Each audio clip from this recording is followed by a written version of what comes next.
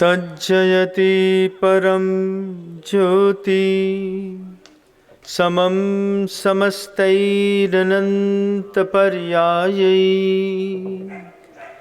दर्पणतल्लिव सकला प्रतिफलति पदार्थमालिका यत्र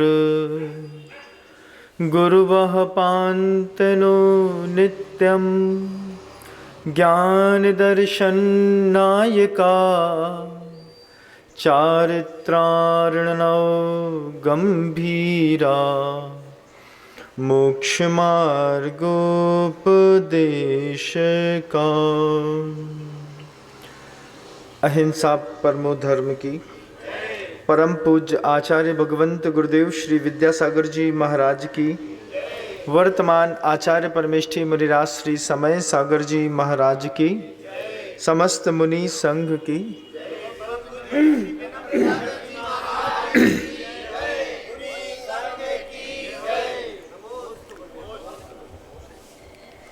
बहुत अच्छी एक गाड़ी बिल्कुल चिकनी रोड पर अपनी तीव्रतम गति से चल रही थी। चलते चलते चलते, जैसे आप आगरा और दिल्ली का एक्सप्रेस, हाईवे एक्सप्रेस है, उसमें आप चल रहे हैं। बढ़िया गाड़ी है, जैगवार मान लीजिए, BMW ले लीजिए, कोई और ले लीजिए, पेट का पानी नहीं हिलता। चलते चलते चलते अचानक एक चक्का फूट गया। एक चक्का फूटा और गाड़ी, पूरी की पूरी गाड़ी लड़खड़ा करके, स्पीड में तो थी ही, किसी भी डिवाइडर से या पेड़ से या किसी और चीज़ से टकराई और अंदर सब चकनाचूर हो गया। जब एक्सीडेंट होने के बाद उसको ऑब्जर्वेशन में डाला, देखा तो बहुत थोड़ी सी मिस्टेक सामने आई कि दो चक्के के बीच में एक अलाइनमेंट होता है।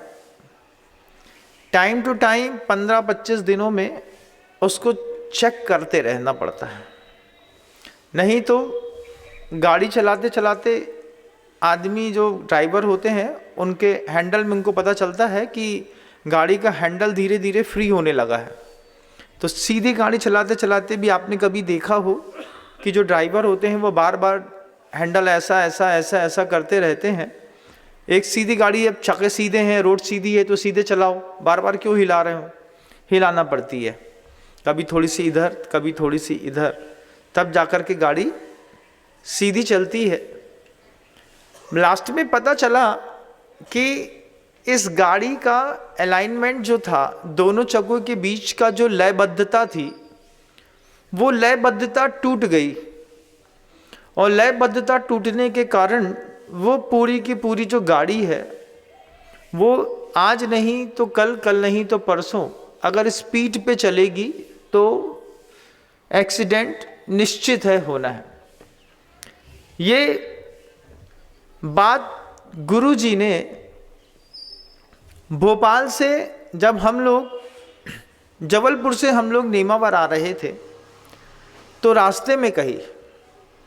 रास्ते में एक्सीडेंट होकर के गाड़ी जो है पेड़ से टकरा करके चकनाचूर होकर के पड़ी थी। गुरुजी ने देखा, देखने के बाद पूछा कि क्या हो गया, तो वो जवाब मिला हम लोगों को कि पहली बार की चक्के के अगले जो चक्के होते हैं आगे के, उसमें अलाइनमेंट सेट कराना पड़ता है। अगर उसकी दोनों की अलाइनमेंट एक जैसा नहीं है तो लयबद्धता की कमी के कारण कुछ भी टूट सकता है। लयबद्धता की कमी के कारण आपका दुश्मन टूट सकता है। दुश्मन जिस तरीके से लयबद्ध तरीके से काम कर रहा है, उसकी लयबद्धता को एक बार तोड़ दो, बस एक बार उसके दिमाग में कंफ्यूजन क्रिएट कर दो तो आपका दुश्मन टूट जाएगा। पहले के ज़माने में होता था ना, दुश्मन को छद्म रूप से प्रभावित करते थे, उसको शंका हो जाती थी कि शत्रु 2 हैं कि 2000, और एक बार आदमी का अंदर से मोटिवेशन के रूप में दुश्मन की लयबद्धता टूटी तो दुश्मन का गिरना पक्का है। एक बार अपने ही घर की लयबद्धता टूटी तो घर का गिरना भी पक्का है। और एक बार आपके शरीर के साथ लयबद्धता टूटी तो आपके शरीर का गिरना भी पक्का है। दुश्मन हो, घर हो या शरीर, एक बार अगर लयबद्धता टूटती है, जो जिस लय में आप अपना जीवन जी रहे हैं वो थोड़ा भी टूटता है और निश्चित रूप से वो चीजें बिखर करके टुकड़े टुकड़े हो जाती हैं। महाभारत का एक प्रसंग याद आता है। श्री कृष्ण जी युद्ध लड़ रहे थे, पीछे अर्जुन था। उनके तो कसम थी कि हम इस पूरे युद्ध में एक भी शस्त्र नहीं उठाएंगे। और लगातार कृष्ण जी एक चीज देखते थे कि जितने और रथी हैं उन सारे के सारे रथियों के घोड़े 1-1.5 घंटे चलते थे, 1.5 घंटे 1 घंटे चलते और घायल हो जाते। घायल होने के बाद रथ में से घोड़े अलग करके नए घोड़े लगाने पड़ते, फिर आगे का युद्ध लड़ते, फिर नए घोड़े लगाने पड़ते, फिर आगे का युद्ध लड़ते। धीरे धीरे बार बार सब कोई सब देख रहे थे कि हर रथ का घोड़ा बदलना पड़ता है, लेकिन कृष्ण जी के रथ का घोड़ा नहीं बदलना पड़ता। घाव तो घोड़े को भी लगते हैं, लेकिन कृष्ण जी के रथ का जब घोड़ा नहीं बदलना पड़ता है, ये चीज सब देख रहे थे।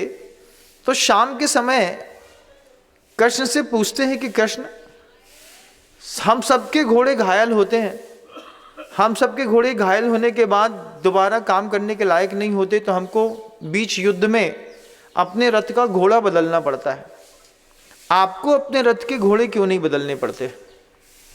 कृष्ण जी बड़ी अच्छी बात कहते हैं कि युद्ध में घायल घोड़े को जब आप अस्तबल में भेजते हैं, उस वक्त आपके घोड़े को कौन संभालता है? लोगों ने कहा, रथियों ने, कि निश्चित रूप से हमारे घोड़े को, जो वहाँ पे सईस होते हैं उसको सईस कहते हैं, जो घोड़े की साफ सफाई करता है उसको सईस कहते हैं, और घोड़े में चढ़ने वाले को रईस कहते हैं। ये दोनों चीज़ें दिमाग में रखिएगा कि घोड़े की जो साफ सफाई करता है, घुड़साल की साफ सफाई करता है, घोड़े को मेंटेन करता है, उसको सईस कहा जाता है, और जो उसके ऊपर चढ़ कर के घुड़सवारी करता है उसको रईस कहते हैं। तो सबने कहा कि हम सबके घोड़ों को सईस संभालता है। फिर अर्जुन बोलते हैं, बस यही फर्क है कि आपके घोड़ों को सईस संभालता है और कृष्ण जी के घोड़ों को कृष्ण जी खुद संभालते हैं। जब आप अपने घर के घोड़ों को खुद संभालते हैं तो घोड़े का डेडिकेशन आपके लिए उतना परफेक्शन वाला होता है कि घाव लगने के बाद भी हमको हमारे मालिक का साथ नहीं छोड़ना है। दिन भर घाव लगा घोड़ों के शरीर पर, शाम को उस लगे हुए घाव में मलहम फेरना, लगाना, घाव को भरना, हल्दी भरना, उसमें पुलटिस इत्यादि के माध्यम से उस घाव को सुखाने के लिए कृष्ण जी अपने घोड़े के लिए स्वयं समय देते थे। समय देने का ये परिणाम निकलता है कि घोड़े युद्ध में कभी भी फेल नहीं हुए। आपके घर के अंदर भी आपने कुछ घोड़े पाल करके रखे होंगे। जवान लड़का होता है, बेटी होती हैं, धीरे से बड़े होते हुए बच्चे होते हैं, वो सब आपके रथ के रथी हैं। आप बड़े हैं, बुजुर्ग हैं, अपने घर का एक रथ चला रहे हैं, और चलाते हुए रथ में आपके परिवार का एक एक सदस्य जुटा हुआ है। अब जुटे हुए हर सदस्य की लयबद्धता स्थापित करना घर के बड़े व्यक्ति का काम होता है। एक एक घोड़े को या तो पड़ोसी संभाल ले या आप खुद संभाल ले। तो मुझे आप सब बताइए कि आपके घर के जो जवान घोड़े हैं या जवान होते हुए घोड़े हैं या आपके घर के अंदर के बच्चे जैसे घोड़े हैं, इन घोड़ों को संभालता कौन है? आप संभालते हैं कि कोई और संभालता है? महाराज श्री देखा जाए तो हम ही संभालते हैं, क्योंकि पैसे इसी की पूर्ति तो हम ही करते हैं, तब उसी से तो बच्चे संभलते हैं। बच्चे धन से संभलते हैं कि समय देने से संभलते हैं? बच्चे, कृष्ण जी अपने घोड़ों को क्या देते थे? समय देते थे ना। दिन भर घोड़े युद्ध में लड़ते रहे और लड़ने के बाद शाम को जब अस्तबल में बांधा तो कृष्ण जी भी थके हुए रहते थे, उसके बाद भी अपने घोड़ों को समय देते थे। मैं पूछना चाहता हूं कि आप अपने घर में जो बंधे हुए घोड़े हैं उनको समय भी देते हैं कि नहीं देते? पैसा तो देते होंगे, ये बात तो मैं मानता हूं। मैं मानता हूं कि आपने अपने घर के अंदर किसी बात की कोई कमी नहीं रखी होगी, लेकिन रात को इस चीज की कभी उत्सुकता मन के अंदर रही कि रोज रात को 9, साढ़े 9, पौने 10 बजे दुकान बंद करते हैं। कोई ऐसा रूल बनाया होता कि जिस रूल में हम रात को 9 बजे दुकान बंद कर देंगे, 9 बजे दुकान बंद करने के बाद हमको 1 घंटा अपनी फैमिली के एक एक घोड़े को देना है, घोड़ा हो या घोड़ी कोई भी हो, समय देते हैं कि नहीं? बस इतना पूछना चाहता हूं। उत्तर शायद ना पे आएगा, क्योंकि आपके पास समय ही नहीं बचा। समय, घड़ी का तेज मद्दा बंद हो सकता है, लेकिन काल की गति एक जैसी चलती है बंधुओं। रोज सुबह अपने टाइम पर सुबह होती है, शाम अपने टाइम पर होती है। वो जो आपके घर के अंदर की जो दीवार है, दीवार में घड़ी टंगी है, उसमें हो सकता है कि आपकी दीवार की घड़ी थोड़ी मद्दी चल रही हो। जब दुनिया की घड़ी में 8 बज रहे हो तो हो सकता है आपकी घड़ी में पौने 8 बज रहा हो। या फिर ऐसा भी हो सकता है कि वो दीवार घड़ी जब दुनिया की घड़ी में 8 बज रहे हो तो 8:25 बजा रही हो। ऐसा भी हो सकता है कि वो दीवार की घड़ी बिल्कुल बंद पड़ी हो, न कम बता रही हो न ज़्यादा बता रही हो। लेकिन काल की जो गति होती है वो एक समय पर एक रिदम पे चलती है। एक रिदम पे आपका पूरा जीवन चलता है, बच्चों का जीवन चलता है। आप अगर अपने घर के बच्चों को समय नहीं देते हैं, कितने सारे ऐसे माता पिता होंगे जिनके पास समय नाम की तो कोई चीज़ होगी ही नहीं। सुबह 8 बजे से लेकर के शाम को 9:30 बजे तक या तो उनको अपना व्यवसाय दिखता है, या उनको अपनी पर्सनल लाइफ दिखती है, या फिर वो किसी अन्य कामों में व्यस्त रहते हैं। लेकिन घर के जो घोड़े थे, एक फैमिली में एक आदमी मुखिया है और एक आदमी के मुखिया होने के बाद उसके आश्रित रहने वाले 7, 8, 6, 5 ऐसे लोग होते हैं। किसी भी समृद्ध परिवार में संख्या 14, 15 से लेकर के 20, 22, 24 तक हो सकती है। उस वक्त रथी की जवाबदारी और बढ़ जाती है कि हमको अपने घर के छोटे से छोटे घोड़े में और बड़े से बड़े घोड़े में एक बार समय तो देना पड़ेगा। हो सकता है आप समय देने के मामले में बिल्कुल फेल निकले, लेकिन शुरुआत करिएगा सुनने के बाद। कल मुझसे एक व्यक्ति ने बहुत अच्छी बात कही। कल शाम को आकर के वो सज्जन हमसे कहते हैं, महाराज जी आप रोज़ अपना टॉपिक क्यों बदल देते हैं? कल कोई टॉपिक था, आज कोई टॉपिक है, फिर कल कोई टॉपिक बदल देते हैं। तो हमने उससे एक ही बात कही कि भैया देखो, हमारी स्थिति ठेला की सब्जी बेचने वाले ठेले में सब्जी बेचते हैं ना, उसके जैसी रहती है। ठेले वाला जो सब्जी बेचने वाला जो होता है, ठेला चला करके मोहल्ले के अंदर घुसता है, तो घुसने पर उसके पास ठेले में सब प्रकार की सब्जियां रहती हैं। और सब प्रकार की सब्जी में कुछ ताज़ी सब्जी होती है, कुछ बासी सब्जी होती है, कुछ पुराने नींबू रहते हैं तो कुछ नई पालक धनिया रहती है, कुछ टमाटर नए रहते हैं, कुछ पुराने रहते हैं। ठेला वाला जब किसी मोहल्ले में घुसता है तो घुसते वक्त ठेले वाले को पता रहता है, देखिए आवाज़ आ रही है, कोइंसिडेंस। ठेले वाले को पता रहता है कि हमारे पास ये ताज़ी सब्जी है। मान लीजिए टमाटर ठेले वाले ने ताज़े लेकर के आए हैं, पालक धनिया पत्ती ताज़ी लेकर के आया है। लेकिन कोई आता है, कोई बासा माल खरीदता है, कोई कुछ खरीदता है, कोई कुछ खरीदता है। तो ठेला वाला जब कभी भी गली में घुसता है तो घुसते वक्त ठेला वाला बिल्कुल मध्यस्थ रहता है, और निकलने के बाद भी ठेले वाले के मन के अंदर कोई हर्ष विषाद नहीं होता कि इतनी ताज़ी सब्जी लाए थे, किसी ने ताज़ी सब्जी नहीं खरीदी। क्योंकि ठेला वाला जानता है जिसको जो खरीदना है वो खरीदता रहेगा। हमने सामने वाले को यही कहा कि भैया हमारी स्थिति सब्जी मंडी में ठेला लगा करके सब्जी बेचने वाले के जैसी है। हम गली में घुसते हैं अपनी सब्जी लेकर के, जिसको जो खरीदना है वो रोज़ खरीदता है।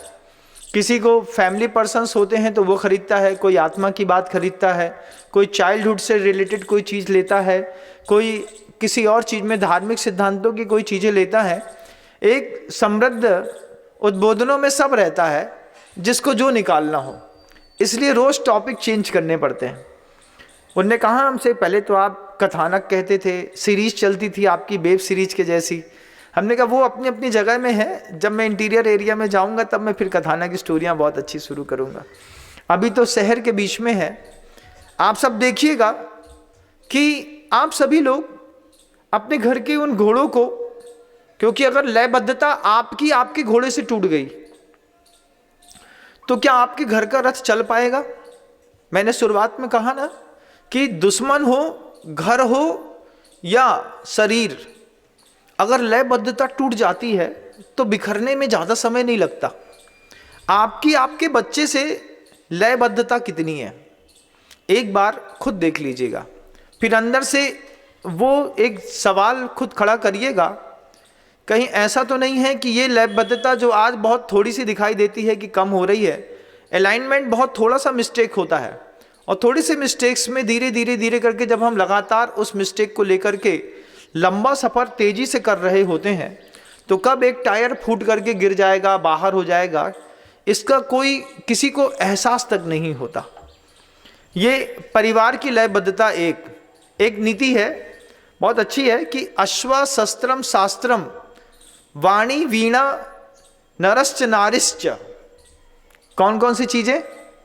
फिर से बोलता हूँ, अश्वा शस्त्रम शास्त्रम वाणी वीणा नरश्च नारिश्च। फिर कहते हैं पुरुष विशेषम प्राप्यम ही योग्या अयोग्या भवंती। ये 7 चीज़ें हैं। एक अच्छा घोड़ा हो और अच्छे मालिक मिल जाए तो अच्छा घोड़ा अच्छा मालिक पाने के कारण और अच्छा हो जाता है। शस्त्र हो, वो शस्त्र भी उसको श्रेष्ठ व्यक्ति का संयोग मिल जाए तो शस्त्र की भी कीमत बढ़ जाती है। घर के अंदर छोटे से बच्चे के हाथ में चाकू नहीं देते, क्यों? जे सब्जी काटत काटत अपनी उंगलियां काट लें, क्योंकि शस्त्र तो है लेकिन चलाने वाला श्रेष्ठ नहीं है। तो अश्व अगर अच्छा सही तरीके से चलाने वाला हो जाए और सही अश्व हो, चलाने वाला अच्छा हो, तो सिर्फ अश्व के गले में लगाम डालनी पड़ती है लेकिन लगाम खींचनी नहीं पड़ती। आपको आपके परिवार के कितने सारे ऐसे लोग होंगे जिनकी लगामें रोज खींचनी पड़ती होंगी। हिंसा तो होती है ना, जब घर के अंदर लगाम तो डली है, अब जैसे खींचते हैं तो घोड़े हिनहिनाते हैं। फिर वो घोड़ा भी हो सकती है, घोड़ी भी हो सकती है, बूढ़ी घोड़ी भी हो सकती है और छोटा घोड़ा भी हो सकता है, लेकिन आपको लगाम खींचनी पड़ती है कि नहीं? घर के अंदर लगाम खींचने का मतलब है घर के अंदर दिन में एक बार युद्ध जैसा माहौल तो बनता होगा, एक बार बनता होगा सुबह से लेकर शाम तक। अगर दिन भर में एक बार भी घर में युद्ध जैसा माहौल ना बने तो शाम को शंका हो जाती है। तो अपन बगल वाले से पूछते हैं, क्यों आज कुछ हो गया है क्या? क्या ऐसो क्या बोल रहे? नहीं, बड़ी शांति सी है, सुबह से लेकर शाम तक जो है ना, बिना किसी क्राउड के पूरा दिन निकल गया। तो घर वालों को भी इस बात में बड़ा अजीब सा लगता है कि आज कोई घर में तहलका ही नहीं मचो, एक आध तहलका तो होता। तो जब आपको लगाम खींचनी पड़ती है तो तहलका मचता होता है। क्या ऐसा कि हम गलत बोल रहे हैं? अनुभव है मेरा ऐसा, थोड़ा सा आपका भी होगा कि सुबह से लेकर शाम तक पति पत्नी के बीच में, माता पिता के बीच में, पिता पुत्र के बीच में, दादा और पापा के बीच में, चाचा और पापा के बीच में, या फिर नौकरों के बीच में, एक बार जब तक खुल करके तू मैं ना हो तब तक घर अपना घर जैसा लगता ही नहीं है, क्योंकि हमको नरकों का अभ्यास है, नरकों में आदत है परस्पर उदीरित दुखा, एक दूसरे को थोड़ा दुख न दें तब तक वो नरक की स्थिति बनती नहीं, वो हम अपने घर में बनाते हैं। जब कभी भी आप देखिएगा कि जो अच्छे अश्व होते हैं वो मालिक का इशारा समझते हैं, मालिक चाहता क्या है, और जो बिगड़ैल होते हैं उनकी लगामें खींचनी पड़ती है। तो एक बार आप चेक करिए कि आपको आपके घर के अंदर कितनी बार लगामें खींचनी पड़ती है। कई बार पत्नी की लगाम खींचनी पड़ती होगी, पुत्र की खींचनी पड़ती होगी, कई बार हो सकता है अपने पिता की खींचनी पड़ती होगी। कई बार बच्चे बहुत ज़्यादा पैसा कमाने वाले होते हैं तो पिता से बोलते हैं थोड़ा चुप रहे करो, कितनों बोलत हो तुम, ये बात बोलते होंगे। वहीं पर पिता को लगता होगा देखो भैया, हम सोचते कि हम घोड़ा, जो हम मालिक हैं जो घोड़ा है, लेकिन आज पता चल रहा कि हम घोड़ा हैं जो मालिक है। सईस कब रईस बन जाए, रईस कब सईस बन जाए, बड़ा विचित्रता होती है। लेकिन नीतिकार ने श्लोक वार्तिक अलंकार एक ग्रंथ है, उसमें लिखा है अश्व हो शस्त्र हो, अगर सही तरीके से चलाया जाए तो कीमती है। शस्त्र के बाद शास्त्र भी इसी के साथ जुड़ जाता है। अश्व शस्त्रम शास्त्रम वाणी वीणा नरश्च नारिश्च योग पुरुषा ही प्राप्यंती भवंती योग्या अयोग्याश्च। अगर श्रेष्ठ पुरुष मिलते हैं तो श्रेष्ठ पुरुष के मिलने पर ये सब चीज़ें श्रेष्ठता को प्राप्त हो जाती हैं, और अगर श्रेष्ठ पुरुष का सहयोग नहीं होता है तो ये सारी की सारी चीज़ें एक एक करके बिगड़ती चली जाती हैं। पूछना चाहता हूँ कि आपके घर के अंदर के घोड़े को बिगाड़ने में आपकी भूमिका कितनी है। जब आपके घर का घोड़ा कुछ एक्सपेक्ट करता है, घोड़ा का मतलब समझ रहे हैं ना, घोड़ा का मतलब आपके हाथ के नीचे रहने वाले वे सारे लोग जिनको भरण पालन पोषण की जवाबदारी आपकी है। वो आपकी पत्नी भी हो सकती है, पिता भी हो सकते हैं, भाई भी हो सकता है, चाचा भी हो सकते हैं, पुत्र पुत्रियां भी हो सकते हैं। तो जब ये आपके घर के अंदर के जो घोड़े हैं, इन घोड़ों को लाइन अप करने की जो आपकी जवाबदारी है, उसके लिए घर में समय देना चाहिए था। आप समय देने की आपके पास समय है कि नहीं है, एक थोड़ा सा निश्चित करिएगा। दुकान के बाहर लिखा तो जरूर होगा कि दुकान खुलने का समय 8 बजे से लेकर के शाम को 8 बजे तक, लेकिन इतना और कंफर्म कर लीजिए कि शाम को 8 बजे, 8:30 बजे, 9 बजे नियम से दुकान बंद कर देंगे। उसके बाद 1 घंटा अपने घर के उन सारे घोड़ों के लिए देना पड़ते हैं।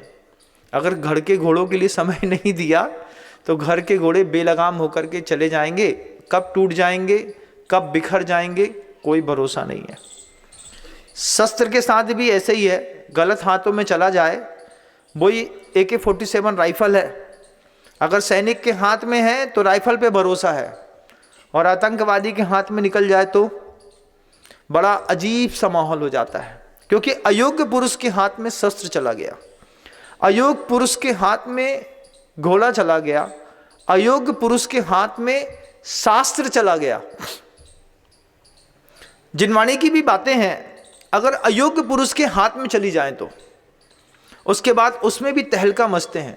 जरा सी मात्रा पाई और बिंदी का लोग ऐसा गजब का अर्थ निकालते हैं कि अनर्थ सिद्ध होने लगता है। जब कभी भी आप हरिवंश पुराण पढ़ेंगे, हरिवंश पुराण में ऐसी कितनी कंट्रोवर्सी आपको समय समय पर दिखाई देंगी जो आपको लगेगा कि ये तो अभी पंचम काल में हो ही नहीं सकता, लेकिन वहाँ पर शास्त्रकार ने लिखा हुआ है। तो फिर आप मानते हैं कि नहीं मानते हैं? तो आचार्य श्री जी हमेशा कहते थे ग्रंथों में भी सही तरीके से छन्ना लगाने की जरूरत पड़ती है। ऐसा नहीं है कि ग्रंथ की लिखी हुई हर बात जैसी लिखी है वैसी इम्प्लीमेंट कर लें। अगर जैसी लिखी है वैसी इम्प्लीमेंट करने लगेंगे हम ग्रंथ की बात, तो चाचा और चाची के भी संबंध होने लगेंगे, चाचा और भतीजे के बीच में, भतीजी और चाचा, नेमी कुमार और राजुल, देखा है ना, इन दोनों में चाचा और भतीजी के संबंध थे। उस समय हुआ होगा, इस समय करेंगे तो अपराध हो जाएगा। उस समय ऐसी बहुत सी बातें हुई जो ग्रंथकारों में लिखी है, लेकिन उसके बाद भी उस ग्रंथों में गुरु की कृपा से, गुरु के साथ में रह कर के एक छन्ना लगाना पड़ता है। इसमें से क्या मानना है, क्या नहीं समझना है, आप बता दीजिए। तो आचार्य उस उद्घोष को करते बताते देखो इतना सब है, लेकिन इस मर्यादा के साथ चलना। तो शास्त्र भी गलत हाथ में पड़ने पर एक गलत रूप प्रस्तुत करते हैं। उसका सहारा लेकर के भी कई लोग कई बार बिल्कुल अजीब और गलत अर्थ निकालते हैं। उसके लिए प्राचीन ग्रंथों की शुरुआत में एक कारिका लिखी है, उत्सूत्रम वर्णेत कामम जिनेन्द्रोक्त मिति ब्रुवन यथा छंदो भवत एषः तस्य मूलम वितीर्यते। शास्त्र को हाथ में रख करके उल्टी सीधी बात कहने वाले का मूल छेद नाम का प्रायश्चित होता है, मतलब उसको पुनः दीक्षा देनी पड़ती है। सास के साथ गलत व्यवहार करने पर व्यवहार करने वाले की ये स्थिति बनती है।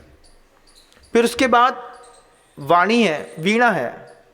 अश्व शस्त्रम शास्त्रम वीणा वाणी नरश्च नारिश्च। एक ढोलक बजाने वाला व्यक्ति है, अगर गलत तरीके से ढोलक बजाए तो कैसा फीलिंग होती है। कभी आप कोई सिंथेसाइजर बच्चों का उठा करके देखिएगा, बच्चों को लयबद्धता आती है तो वो ढंग से बजाते हैं, और आपको नहीं आती तो आप कोई भी ऊंची नीची आवाज़ में जब उसको ऑन करते हैं तो उसकी आवाज़ को सुन करके आपको कुछ नहीं लगता, सुनने वाले को ऐसा पीड़ा होती है अचानक। वो कहते सुनो भैया, नहीं आता है तो मत बजाओ, लेकिन गलत मत बजाओ। बचपन में हमको याद है, जब हम दुकान में बैठे रहते थे तो ढोलक बेचने वाले आते थे, तो ढोलक बेचने वाले आते थे, वो घर के सामने खड़े होकर के ऐसी प्यारी ढोलक बजाते थे, तो ऐसा लगता था कि इसी ढोलक में ही सारा सौंदर्य छिपा हुआ है। उससे 200 रुपये की एक ढोलक खरीद ली, अब हम बजाएं तो ढूम ढूम, वो बजाएं तो बहुत अच्छी।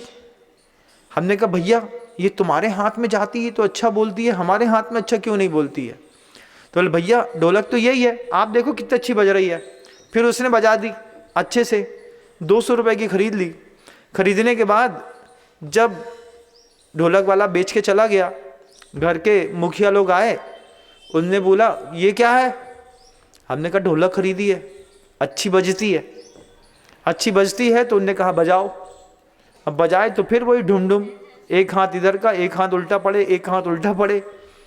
तो फिर जब 2 हाथ इधर पे गलत पड़े तो एक हाथ यहाँ पे सही पड़ा, बिल्कुल सही हाथ पड़ा यहाँ पे, और एक खींच के दिया। उसके बाद बोला पिताजी ने, क्यों, जब आता नहीं है तो क्यों खरीदा, पैसे बर्बाद हुए कि नहीं। हमने कहा भैया बहुत अच्छी बज रही थी तब तो खरीदी। फिर पिताजी ने भी समझाई यही बात को कि बजने वाली चीज़ अच्छी नहीं है, बजाने वाला हाथ अच्छा होना चाहिए। बजाने वाला आदमी सही है तो ढोलक जो है वो बहुत अच्छे से आवाज़ दे सकती है। तो वाणी के साथ भी, वीणा के साथ भी यही बात है कि अगर वो अयोग्य पुरुष का संसर्ग पाती है तो सारे गामा पाधानी के सारे गधा पानी पीजा हो जाता है। सारे गामा पाधानी सा बोलते बोलते सारे गधा पानी पीजा। तो पढ़ने वाला बहुत अच्छे से समझता है इस बात को कि भैया इनसे ना हो पाएगा।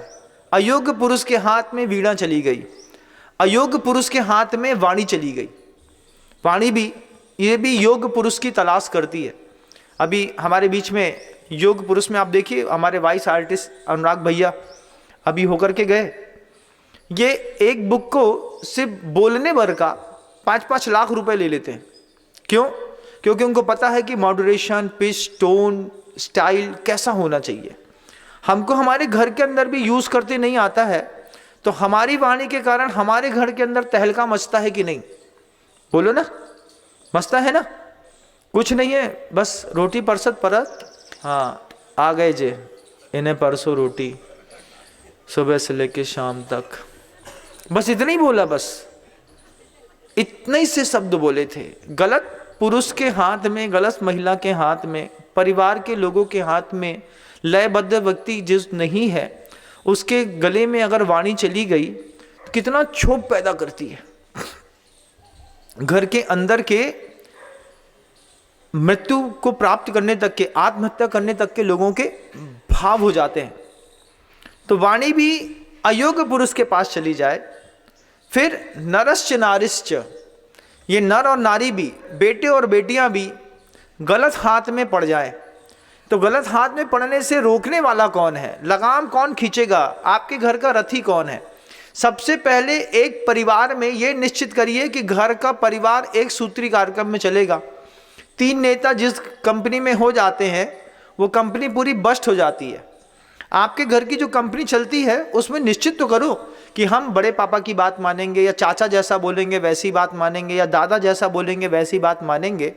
यहाँ पर मर्जी के मालिक होते हैं। एक काम के लिए चाचा ने हाँ कर दी, एक काम के लिए दादा ने हाँ कर दी, एक काम को पापा ने हाँ कर दो। फिर शाम को ले दमादम कहे तुमसे कौन ने बोली थी, हम तो पापा से पूछ के गए थे। अब पापा से पूछी, तुमने बोली? हाँ हमने बोली। कहा हम नहीं बोल सकेगा? नहीं, तुम तो बड़े हो गए, तुम काहे नहीं बोल सको, तुम भी बोल सका था। बच्चों के चक्कर में बड़ों बड़ों में होती है कि नहीं? बोलो ना, होती है ना? आपके घर में नहीं होती क्या? तुम लोग ऊपर से आए हो क्या? तुम लोग स्वर्ग से उतरे क्या? तुम लोग के घर के अंदर झगड़े नहीं होते? होते होंगे। उनके कारण बस यही है कि योग्य या अयोग्य पुरुष को देखे बिना अगर हमने किसी के हाथ में लगाम सौंप दी है, ये चीजें बिगड़ती हैं, लयबद्धता टूटती है, तो सबसे पहले घर टूटता है अगर घर की लयबद्धता है तो। और अगर शरीर की लयबद्धता टूट जाए तो, जब घर के अंदर कंट्रोलिंग पावर नहीं है, तो बच्चे फिर बाहर जाकर के अपने शरीर की लयबद्धता तोड़ते हैं। अभी जाकर के आजकल तो पूरा फैशन चल गया है, हेल्थ केयरिंग के इतने ज़्यादा मतलब एम्पायर खुलने लगे हैं कि सबसे ज़्यादा बच्चे, बेटियां हो या जवान बेटे हो, वो जिम जाते हैं। जिम जाकर के वहाँ पर जो सप्लीमेंट लेते हैं, उस सप्लीमेंट में कभी देखा भी है कि कैसे बनता है?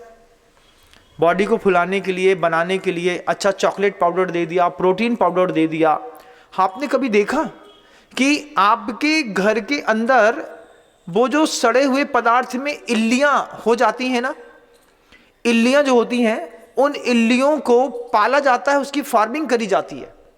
और इल्लियों की फार्मिंग करने के बाद पूरी की पूरी इल्लियों को पूरी मशीन में डाल करके, ग्राइंडर में चला करके, स्क्वैश निकाल करके, उसका गीलापन अलग करके, उसको सुखा करके, इल्लियों को बिल्कुल पाउडर जैसा बना करके, उसमें चॉकलेट का फ्लेवर मिला करके और पैक करके, डिब्बा में पैक कर करके आपके सामने धर देते हैं। जिम में जाने वाले जितने भी लोग ये जिम के पाउडर इत्यादि खाते हैं, इसमें पूर्णतः करके 2 इंद्रिय से लेकर के संगी पंचेंद्रिय जीव का कलेवर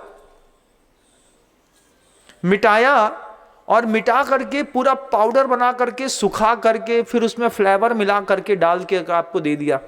आपने उठाया, पानी में, दूध में घोला और घोल करके 1 गिलास पी गए और फिर शुरू करने लगे। शुरू करते करते क्या होता है कि धीरे धीरे शरीर तो फूलता है, लेकिन वे जो पाउडर अंदर गए हैं, वे पाउडर जब पेट में जा करके नए बैक्टीरिया को जनरेट करते हैं। आपकी बॉडी में जितनी भी बैक्टीरिया है, ये सारे बैक्टीरिया की भी कोई डेड बॉडी होती होगी कि नहीं होती होगी? बताओ। शरीर के अंदर बैक्टीरिया है तो शरीर के साथ होते होंगे। अब जब शरीर के साथ बैक्टीरिया होता होगा तो उनका शरीर के अंदर ही तो छूटता होगा। उनकी जो डेड बॉडी शरीर के अंदर बैक्टीरियाज की पड़ी रहती है, उससे भी रस निकाल करके वो ब्लड में चला जाता है। ये जितने लोग सप्लीमेंट खाते हैं, इन लोगों में से मैक्सिमम लोगों को बोन टीवी होने लगी है। इनकी हड्डियां वक्त से पहले घुलती हैं, इनकी हड्डियों में टेढ़ापन आता है, आर्थराइटिस का फिर धीरे से प्रॉब्लम होता है। तो इन सब चीज़ों के लिए जो लयबद्धता धीरे धीरे आपके परिवार की टूट रही है। आपके घर की बेटी भी जाती होगी ना जिम में, क्यों? क्योंकि बॉडी मेंटेन करनी है। लड़के भी जाते हैं ना घर के अंदर के जिम। लड़का क्या है, सुबह 5:30 बजे निकल जाता है। एक प्रॉपर उसको बैग दे दो, शूज़ दे दो, उसके इंस्ट्रूमेंट दे दो, और उसके बाद वो जिम में जाकर के प्रॉपर 1 सवा 1.5 घंटे, 2 घंटे, 2.5 घंटे वर्जिश करेगा। वहीं के जो जिम ट्रेनर होते हैं वो वहीं पे आपको एक प्रोटीन का डिब्बा दे देंगे, 850 रुपये का, 900 रुपये का, 1500 रुपये का, 4000 रुपये का आपको दे दिया। लेकिन आप भूल गए कि 4000 रुपये के डिब्बे में सिर्फ इल्लियों के पूरे कलेबर को, शरीर को मिला करके, निचोड़ करके, पूरा रस निकाल करके, सुखा करके, उसमें चॉकलेट पाउडर मिला करके, फ्रेग्रेंस बस सही मिला दी और पूरा का पूरा इल्लियों का कलेबर मुंह के अंदर डाल दिया।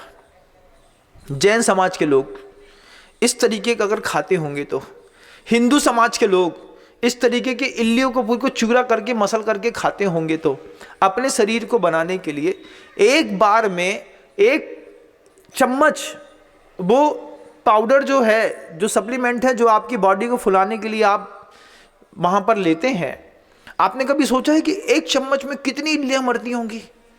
एक पूरा पाउडर का डिब्बा है इतना बड़ा, आप घर के अंदर ले आए 1200-1500 रुपये का, 5000 रुपये का, और आप लगातार अपने शरीर को मेंटेन करने के लिए खा रहे हैं। इसके साइड इफ़ेक्ट्स कुछ पता भी हैं कि बस लिए जा रहे हैं? कोई संभालने सुधारने वाला है भी घर के अंदर कि नहीं? कोई नहीं है महाराज। हम तो सिर्फ पैसा दे देते हैं। हमारे लड़के ने बोले पापा 10,000 दे दो, हम बड़े घर के लोग हैं, हमने 10,000 दे दिया। वो प्रोटीन का पाउडर ला करके उसने घर के अंदर वहाँ पे रख लिया और खाना शुरू कर दिया। धीरे धीरे करके आप भूलते हैं। कभी आपने भी टेस्ट किया होगा ना, जब बच्चे को बॉर्नवीटा पिलाते हो तो धीरे से थोड़ा सा बॉर्नवीटा तुमने भी कभी खाया होगा, खाया है कि नहीं? बोलो तो। नहीं खाया? शरीफ लोग खाया होगा, है ना? तुम लोग इतने सीधे क्यों बनते हो? बोला करो ना, जब हम पूछे किया कि नहीं किया तो सही बोला करो, हाँ किया, है ना? किया। देखो अब सही निकल रही है आवाज। तो वही मैं कह रहा हूं कि जब वो सप्लीमेंट वहां पर दे रहे हैं तो देते हुए सप्लीमेंट को कभी ना कभी आपने भी खाया होगा। क्या होता है इससे? अरे इससे बॉडी एक नंबर बनती, फूल जाती है। लड़के का फिजिक देखा, फूल गया, हमने भी खाए, हम भी फूल गए। लेकिन जो हिंसा का तांडव आपके कारण रचा गया, अयोग्य पुरुष के हाथ में शरीर गया, उसने अपना पूरा शरीर बर्बाद कर दिया। आज किस चीज़ की ज़रूरत है? पुराने ज़माने की ज़रूरत है। हम सुबह जंगल होकर के आते हैं, हमारा टाइम है यही 6:30 बजे मैं जाता हूँ। विश्वास मानिए 7:30 बजे ऐसी गजब की भूख लगती है मुझे, गजब की लगती है। लेकिन टाइम क्या है वो? 7:30 बजे सुबह का। और फिर मैं आहारचर्या में उठता हूँ 10 बजे। तो 2.5 घंटे जो होते हैं, 1.5 घंटा और हो गया। 7:30 के बाद 8, 9, 10, 2.5 घंटे हो गए, है ना? 2.5 घंटे पर 10 बजे उठता हूँ तो मेरी पूरी भूख खत्म हो जाती है। लेकिन फिर भी मैं जाता हूँ, लेता देता हूँ, अपना आता हूँ। मैंने एक बार सोचा कि ये ऐसा क्यों होता है मेरे साथ? जैसे ही आपके साथ भी होता होगा, होता है कि नहीं? आपके साथ भी होता होगा। जब आप सुबह सो करके उठते होंगे और फ्रेश होते होंगे, फ्रेश होने के बाद जैसे ही आप वॉशरूम से बाहर निकले, वैसे ही पेट बहुत ज़्यादा कुलबुल कुलबुल करता है, जठराग्नि बिल्कुल तेज होती है ना? होती है कि नहीं? होती है। उस वक्त आप क्या करते हो? उस वक्त आप अंग्रेजों का सिस्टम अपना करके 1 कप चाय दे दो। शुरुआत कैसे करी? चाय से। उसके बाद अगर मान लो आपके मोहल्ले में किसी के समोसे की दुकान है और वो फेमस हो गई, तो लड़के को 50 का नोट दोगे, जाओ 2 समोसा ले आओ। 2 समोसे खा लिए, पैसे वाले हैं आप। उसके बाद फिर अगर पत्नी समझदार है तो घर के अंदर पोहा बना देगी, तो पोहा ले लिया, उसमें नाकोड़ा का चिप्स या चूड़ा डाल दिया। उसके बाद जो है उसमें टमाटर सॉस डाल दिया। उसके बाद अगर मान लीजिए समृद्ध घर के लोग हैं तो उनके घर के अंदर, गांव देहात में बनता है, अब तो बड़े शहरों में बनता नहीं, बनता हलवा बनते हैं। सुबह सुबह हलवा बना दिया और दूसरे दिन की, पुराने दिन की 2 पुड़ी तवा में गरम करी, शुद्ध घी की गरम पुड़ी और हलवा दे दिया, ये खा लो। तो सबके घर के अंदर की व्यवस्थाएं अलग अलग हो सकती हैं, लेकिन आप करते तो यही है। 7:30 बजे जब जम के भूख लगती है, तब अंग्रेजों ने आपको सिखा दिया ब्रेकफास्ट करना। जबकि हमारे यहाँ के रूल्स थे, हमारे यहाँ का रूल्स था कि सुबह का खाना राजा के जैसा, दोपहर का खाना प्रजा के जैसा और शाम का खाना भिखारी के जैसा। कैसा? सुबह 7:30 बजे जिस समय आपके पेट में बहुत तेज कुलबुल कुलबुल कुलबुल करती है, बोले बस अभी दे दो, जितना है उतना दे दो। अब वो बच्चा 2 प्लेट पोहा मांगता है तो मम्मी चिल्ला देती है। मम्मी क्या बोलती है? कितना खाओगे?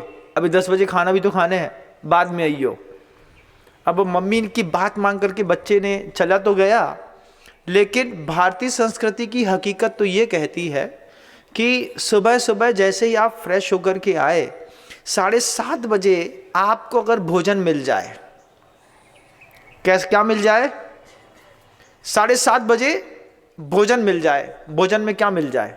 महाराज महिलाएं तो पहले ही अवॉइड कर देंगी, हमने हाथ खड़े करे, इन्हें जहां से बनाने से बना ले, हम नहीं बनाने वाले।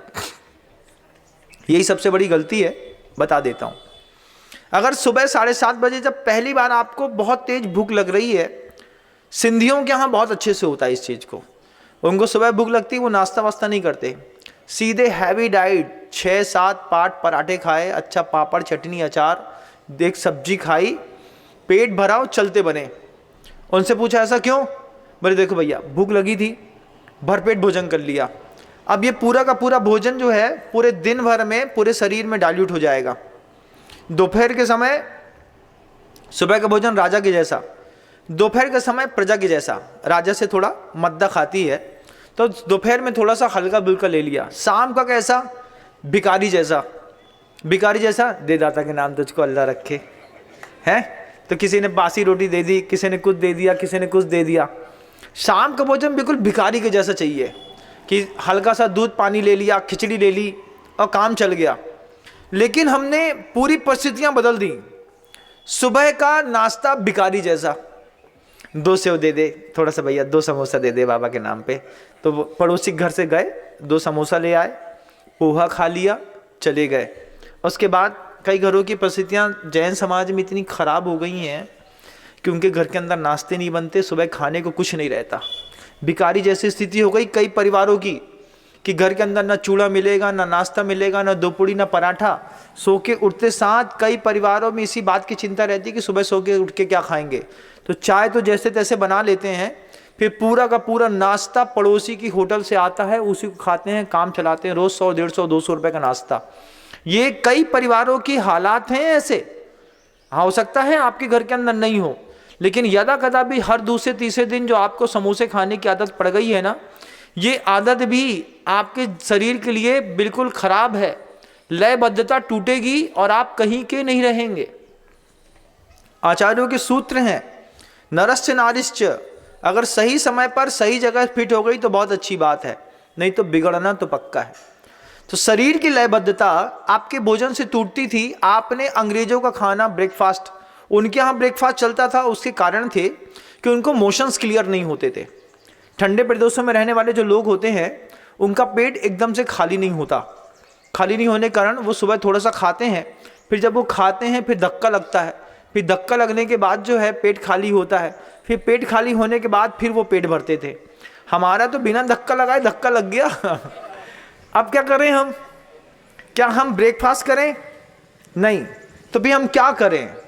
तो अगर चमत्कार हो जाए आप सबकी ज़िंदगी में कि सुबह 7:30 बजे नाश्ते के टाइम पे आपको खाने जैसा भोजन मिल जाए, भले 2 कल के जो हैं पराठे मिल जाएं, सुबह सुबह पोहा बनाने से अच्छा है एक सब्जी बना दो और अपने बच्चों से कहो 4 पराठे खाओ, ये सब्जी खाओ और अपने काम पे निकलो। हैवी डाइट भोजन हो गया, दोपहर का हल्का, शाम का बिल्कुल या तो दूध पानी या थोड़ी सी खिचड़ी, वो भी कैसी, पानी वाली। 2 प्रकार की बनती है, एक सॉलिड बनती है, एक सेमी लिक्विड बनती है। तो बिल्कुल सेमी लिक्विड खिचड़ी दे दी, 1 कटोरा खा लो, 2 कटोरा खा लो, कितना भी खाएगा, शाम को उसका फिजिक बिल्कुल मेंटेन रहेगा। रात को सोने से पहले, अभी WHO ने इस बात को, जानकारी को निकाल दिया, करंट अफेयर्स में पढ़ लीजिएगा आप इस बात को। WHO बोल रहा है कि जिन लोगों को हाइपरटेंशन से, डायबिटीज से, हार्ट अटैक से बचना है, वे शाम का भोजन छोड़ दें, सिर्फ दिन में भोजन करें। क्यों दिन में भोजन करें? क्योंकि दिन में भोजन करने के बाद जो गैस फर्मेंटेशन बॉडी पे हो रहा था उसके नहीं होने की संभावनाएं रहती है। दिन में तो गैस आप सरवाइव कर लेंगे, शाम को 7:30 8 बजे हैवी डाइट का भोजन किया, भैया डिनर 1 नंबर होना चाहिए, खा लो 1 नंबर की। फिर WHO बोल रहा है कि जो रात का हैवी डाइट का भोजन कर रहे हैं इनकी स्किन डिसीज सबसे ज़्यादा बढ़ रही है। 83% स्किन डिसीज के चांसेस उनके हैं। आपने देखा होगा चेहरे पे बहुत ज़्यादा पिंपल्स हो गए, घाव हो गए, बहने लगा, यहाँ पे मवाद होने लगी। इन सब लोगों के पीछे का सबसे बड़ा कारण है कि शाम के समय का जो स्पाइसी भोजन करने वाले लोग होते हैं इनके शरीर पे स्किन डिसीज सबसे ज़्यादा होती है।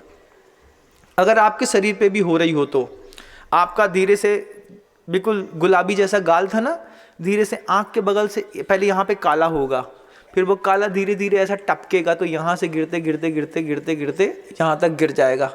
फिर आप जब कभी भी शर्ट उतार करके देखेंगे तो अंदर की बॉडी बिल्कुल गोरी दिखेगी, ऊपर की बिल्कुल करिया। धीरे धीरे, महाराज वो तो टैनिंग के कारण हो गया, टैनिंग के कारण नहीं हो गया, वो जो रात में तुम भोजन करते हो उस भोजन के कारण धीरे धीरे तुम्हारे पूरे शरीर में डॉट्स डॉट्स डॉट्स निकलना शुरू हो रहे हैं।